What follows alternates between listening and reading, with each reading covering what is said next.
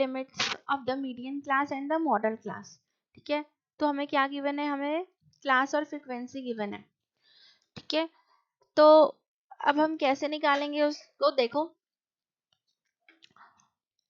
आपको क्या करना है, पहले तो मॉडल क्लास बतानी है और फिर मीडियन क्लास, दोनों बतानी है आपकी, उसकी लोअर लिमिट्स बतानी है ना। तो सबसे पहले आप एक क्यूमुलेटिव फ्रीक्वेंसी का भी एक टेबल बनाओगे।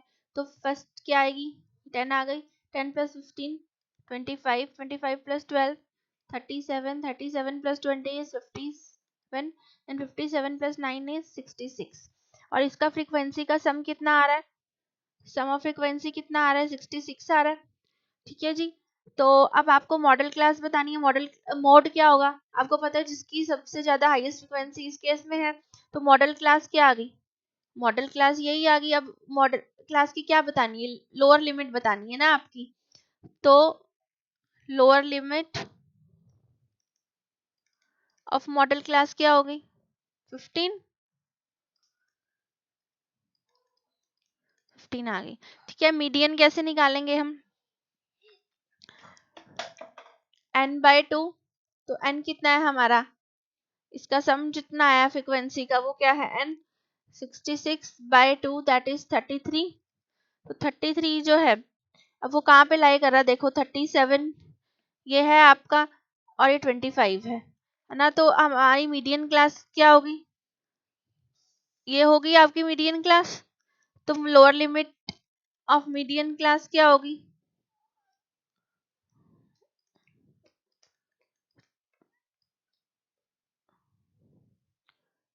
10 हो गई।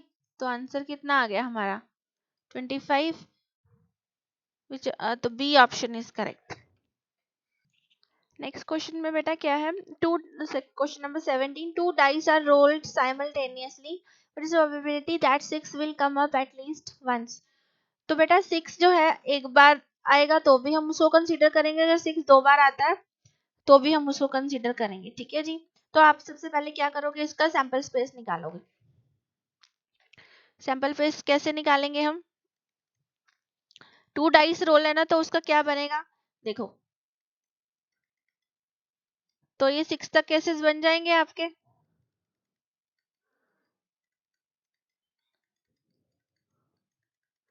ऐसे ही आपके 2 के बन जाएंगे, 3 के बन जाएंगे, अप टू 6। ठीक है जी, ऐसे आप लिख लोगे सैंपल स्पेस। ठीक है जी बेटा, तो ये हमने सैंपल स्पेस लिख लिया। अब देखो इसमें कौन सा केस कंसीडर करेंगे, इसमें लिखा है एटलीस्ट वंस, तो एक 6 तो होना ही चाहिए। ठीक है, 2 6 होंगे तो वो भी कंसीडर करेंगे हम, तो ये हो गया फर्स्ट केस। ठीक है जी,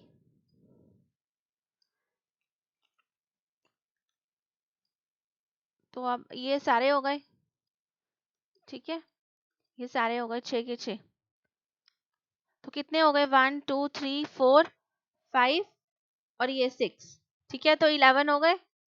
फेवरेबल आउटकम्स प्रोबेबिलिटी कैसे निकालते हैं हम, favourable number of favourable outcomes, क्या फॉर्मूला होता है इसका, number of favourable outcomes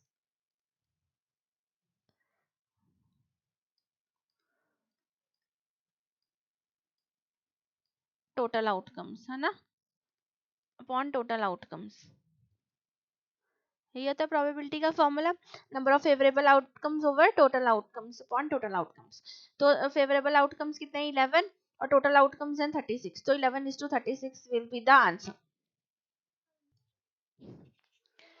next बेटा 18 क्वेश्चन में हमें क्या है, 5 tan beta equals to 4 given है और हमें इसकी वैल्यू निकालनी है। ठीक है जी, तो कैसे करोगे, अब tan बीटा यहाँ से क्या आ जाएगा 4/5, तो क्या करोगे आप, अब हमें tan बीटा बनाना है इसको, तो कैसे बनेगा 5 sin बीटा आप क्या करोगे, डिवाइड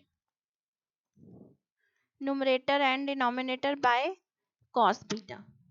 ठीक है जी, तो क्या होगा उससे 5 sin beta -2 cos beta by cos beta upon 5 sin beta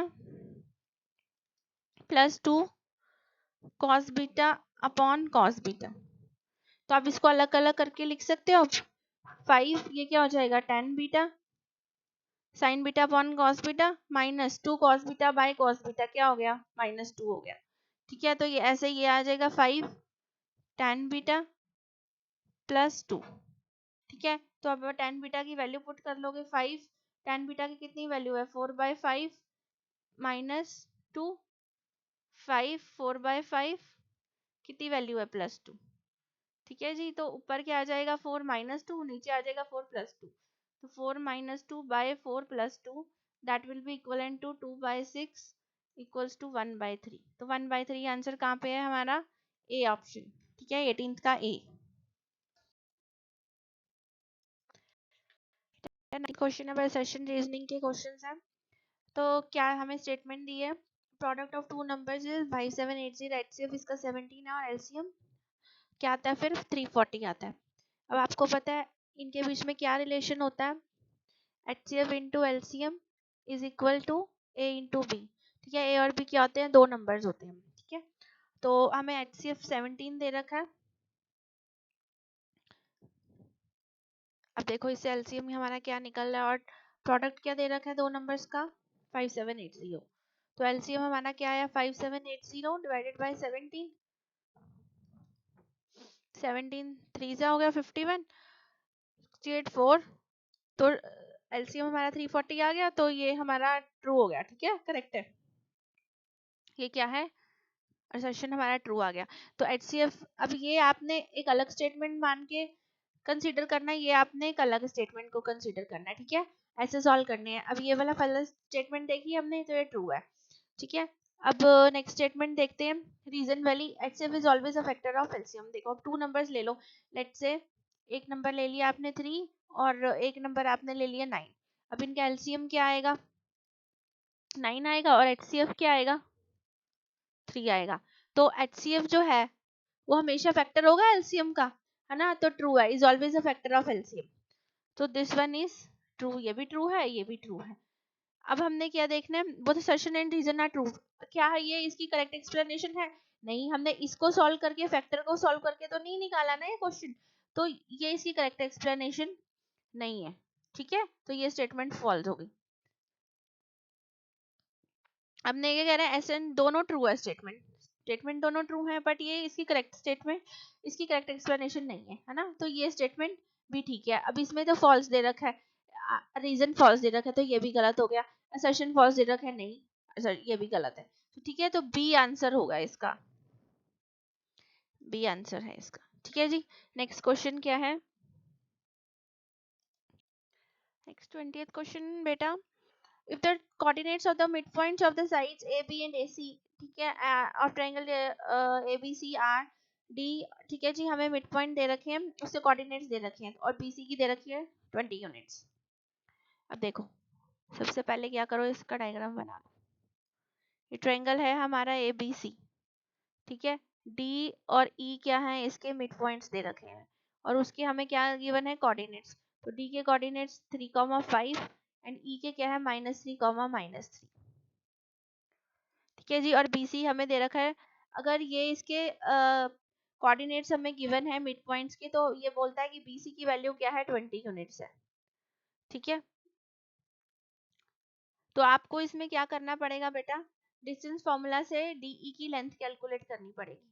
ठीक है, अब आप ये देखो ये वाला स्टेटमेंट जो रीजन में दिया line joining the mid points of the two sides of the triangle is parallel to the third side and equal to half of it. अब ये बेटा क्लास 9th में आपने पढ़ी थी मिड पॉइंट थ्योरम, है ना, तो मिड पॉइंट थ्योरम के ऊपर ये क्वेश्चन बेस्ड है और इसमें क्या हो रहा है हमारा डिस्टेंस फॉर्मूला यूज हो रहा है। ठीक है, फर्स्ट स्टेटमेंट में हम डिस्टेंस फॉर्मूला यूज करके DE की वैल्यू निकालेंगे और फिर चेक करेंगे क्या ये जो है रीजन इसकी करेक्ट एक्सप्लेनेशन है असर्शन का।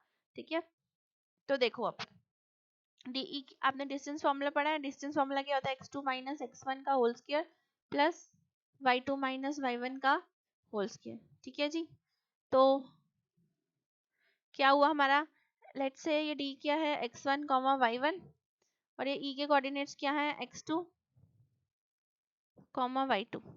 ठीक है, अब क्या इसकी वैल्यू निकाल लोगे अब -3, -3 का होल स्क्वायर प्लस y2 कितना है हमारा -3, -5।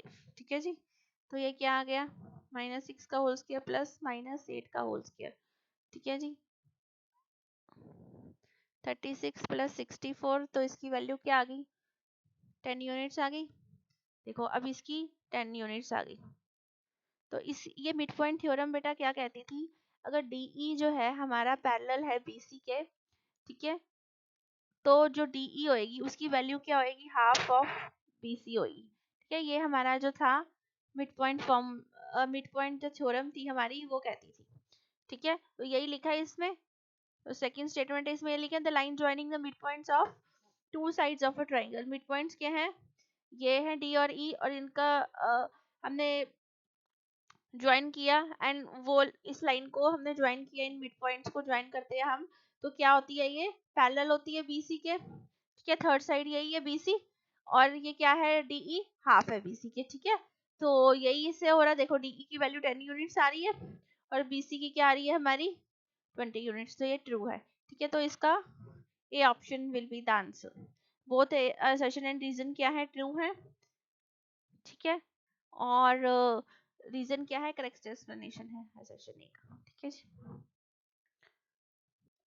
नेक्स्ट क्वेश्चन 21 में बेटा हमें x और y की वैल्यू निकालनी है, हमें दो इक्वेशंस गिवन है। अब देखो इसको कैसे करेंगे बेटा, जब भी ऐसी इक्वेशंस आएंगी हमें, जहाँ पे हमारी जो है फर्स्ट इक्वेशन में क्या है 49 है, जो x का कोफिशिएंट है, और इस केस में y का ये है। ठीक है, ये इंटरचेंजेबल है। ठीक है, जो y का है इसमें, इसमें वो x का है।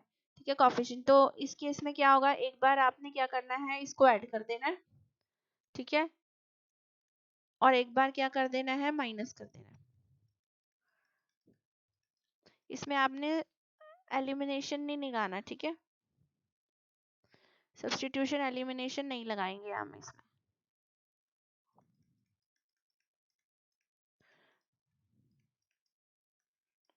एक बार आपने इसमें सब्ट्रैक्ट कर देना। देखो ये माइनस, यहाँ पे माइनस, यहाँ पे माइनस, और यहाँ पे हमारा प्लस। ठीक है जी, तो इसको करा तो 100x आ गया प्लस 100y इक्वल टू, ये क्या आ रहा है 1000। अब इसको करोगे तो -2x plus 2y equals to -2। ठीक है, तो यहाँ पे x प्लस वाई कितना आ गया बेटा 1000, 100 कॉमन ले लिया तो 100, तो x प्लस वाई यहाँ पे कितना आ गया हमारा 10 आ गया। ठीक है, यहाँ से क्या आ गया -x plus Y equals to -1। ठीक है जी, अब देखो x plus Y equals to 10, -x plus Y equals to -1। अब इन दोनों इक्वेशंस को ये कट गई, 2y इक्वल्स टू 9, तो y की वैल्यू क्या आ गई बेटा 9/2 आ गई। ठीक है, ये हमने थर्ड इक्वेशन ले ली, लेट्स से ये वाली इक्वेशन 4 ले ली। ठीक है, ये तो हमारी फर्स्ट और सेकंड इक्वेशन है। ठीक है जी, तो अब क्या करोगे, putting value of y in equation third. ठीक है, तो x प्लस 9/2 इक्वल्स टू 10, तो x की वैल्यू क्या आ गई यहाँ से 10 माइनस 9/2, तो क्या आ गया हमारा x 11/2, y आ गया हमारा 9/2, और x हमारा क्या आ गया 11/2। ठीक है जी, ये हमारी दो वैल्यूज आ गई। क्लियर है बेटा। 21st क्वेश्चन में बेटा हमें रेशो गिवन है AD is to AE, and angle 1 इसके इक्वल है एंगल 2 के, और हमें क्या करना है, कॉन्ग्रुएंट प्रूफ करना है दो ट्रायंगल्स को। अब देखो हमें गिवन क्या है, AD अपॉन AE किसके इक्वल है, AC अपॉन BD। ठीक है, तो AD क्या है बेटा, ये वाली साइड हमारी AD है, एंड AE हमारी ये वाली साइड हो गई। ठीक है, एंड AC हमारे ये वाली साइड हो गई, और हमें क्या दे रखा है, BD दे रखा है, ये वाली साइड दे रखी है BD, है ना। अच्छा जी, अब इस ट्रायंगल में देखो आप, triangle BAE and triangle CAD, तो इसमें क्या हो रहा है, BAE और CAD में हमारा AE आ रहा है। ठीक है, अब यहाँ से इसने क्या ले लिया है, CAD। देखो CAD में AD आ रहा है, AD इज टू AE आ रहा है। ठीक है जी, अच्छा जी, और फिर क्या आ रहा है, AC अपॉन BD आ रहा है, तो AC अपॉन क्या आना चाहिए था, AC अपॉन BD की जगह AB आना चाहिए था, है ना। AC अपॉन BD की जगह AB आना चाहिए था। यही गड़बड़ हो रही है। तो हमें और गिवन क्या है हमें, एंगल 1 इक्वल्स टू एंगल 2। अब आपने पढ़ा है sides opposite to equal angles opposite to equal sides are equal, ये हमने पढ़ी हुई है। तो अब देखो एंगल 1 के इक्वल ऑपोजिट कौन सी है साइड, BD, और एंगल 2 के ऑपोजिट साइड कौन सी है, AB। तो BD क्या है, इक्वल किसके है, AB के इक्वल है। ये आपका NCERT का क्वेश्चन है बेटा, ठीक है। तो SAS कॉन्करेंसी से हम ट्रायंगल CAD को कॉन्करेंट प्रूफ कर देंगे BAE के, है ना। तो इसमें क्या हो रहा है हमारे पास, AD upon AE equals to क्या हो रहा है, AC अपॉन BD की जगह हम क्या लिखेंगे, AB लिखेंगे, ठीक है। और एंगल कौन सा कॉमन है हमारा, कौन सा ट्रायंगल ले रहे हैं हम, CAD, बड़े वाला ट्रायंगल ले रहे हैं हम CAD, एंड हम कौन सा ले रहे हैं, BAE, छोटे वाला ट्रायंगल। तो इसमें एंगल 1 इक्वल्स टू एंगल 1 क्या है, कॉमन है, ठीक है बेटा। तो बाय SAS कॉन्करेंसी ये हमारा ट्रायंगल कॉन्करेंट हो गया, triangle CAD is concurrent to triangle BAE, यही हमने प्रूफ करना था, ठीक है बेटा। नेक्स्ट क्वेश्चन क्या है, 23rd में फिगर गिवन है